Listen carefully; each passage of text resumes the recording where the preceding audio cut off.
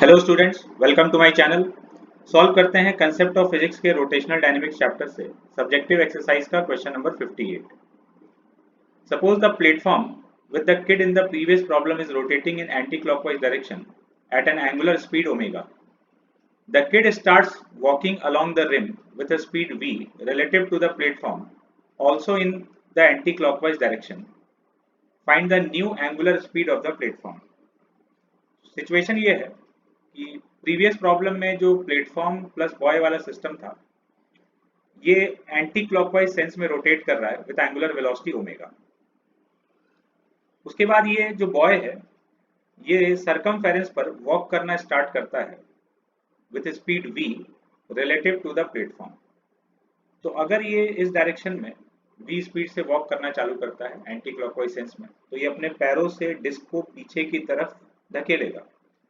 जो general walking process है, जब हम लोग आगे बढ़ते हैं तो हम लोग अपने पैरों से सरफेस को पीछे पुश कर रहे होते हैं. तो ऐसा करने से ये जो डिस्क है, इस डिस्क का एंगुलर वेलोसिटी एक्चुअली में डिक्रीज कर जाएगा. तो हम लोग से यही पूछा है कि इस डिस्क का एंगुलर वेलोसिटी कितना है फाइनली.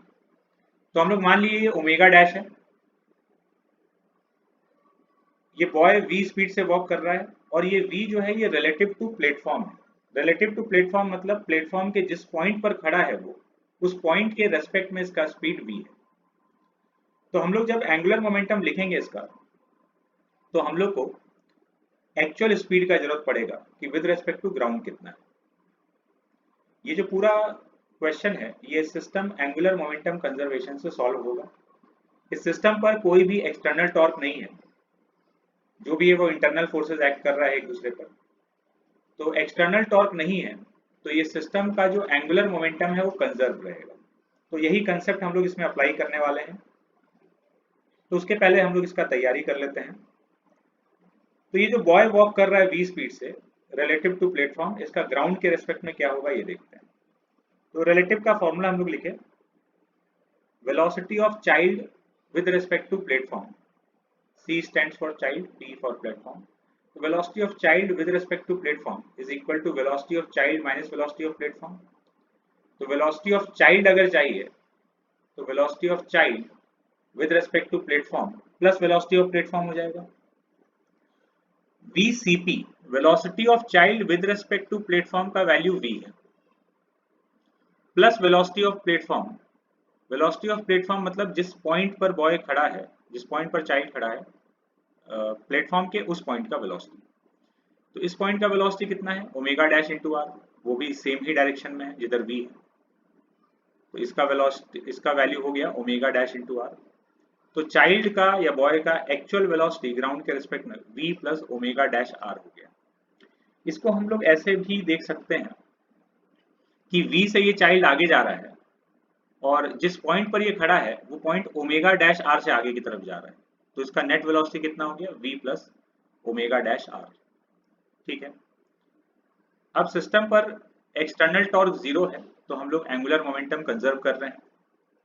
इनिशियली इस सिस्टम का angular momentum i into omega, इसमें i मोमेंट ऑफ इनर्शिया हमको लिखना है सिस्टम का.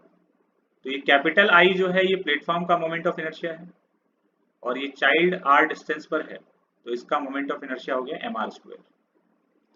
I प्लस mr स्क्वायर पूरे सिस्टम का एंगुलर मोमेंटम, पूरे सिस्टम का moment of inertia into omega.